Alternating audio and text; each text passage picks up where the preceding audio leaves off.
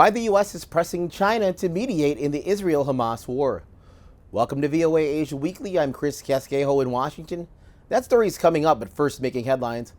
Jordan canceled a planned summit of Middle East leaders with U.S. President Joe Biden after an explosion at a hospital in Gaza City killed at least 500 people. During his meeting with Israeli Prime Minister Benjamin Netanyahu, Biden characterized the October 7th Hamas attacks as almost beyond belief and assured continued U.S. support for Israel. He said, quote, an errant rocket fired by a terrorist group in Gaza was likely to blame in the hospital tragedy, while announcing $100 million in aid for Gaza and the West Bank. China's President Xi Jinping met with Russian leader Vladimir Putin and other world leaders this week to discuss a revamped version of Xi's signature Belt and Road Investment Initiative. The two leaders also discussed the Israel-Hamas war and other issues. Indonesia's top court ruled against lowering the minimum age of presidential and vice presidential candidates on Monday as the country prepares for its February 2024 election. The ruling includes an exception for those who have served or been elected as regional leaders, allowing them to run at a younger age. This decision could potentially pave the way for Joko Widodo's eldest son, Gibran Rakabuming Raka, to run for vice president in next year's election. Chinese Foreign Ministry spokesperson Mao Ning said that Chinese citizens in Israel who wish to return home must purchase tickets for themselves on commercial flights. She advised them to fly back to China as soon as possible. China is sending a special envoy to the Middle East to facilitate a ceasefire in the Israel-Hamas conflict. VOA State Department Bureau Chief Nike Ching has more.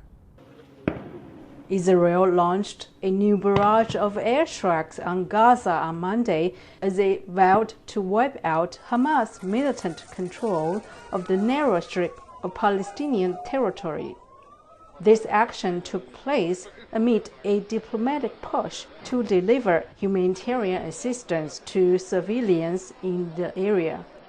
China is sending a special envoy to the region, signaling its willingness to deepen its involvement in facilitating a potential ceasefire between Israel and Hamas. The United States has warned Iran and other countries to not take advantage of the conflict. The U.S. has also urged China to use its influence in the Middle East to prevent state or non-state actors from attacking Israel and widening its war with Hamas. China maintains a warm relationship with Iran. In March, China breached a normalization deal between Iran and Saudi Arabia. The Chinese were able to pull this off because of their relationship with both sides.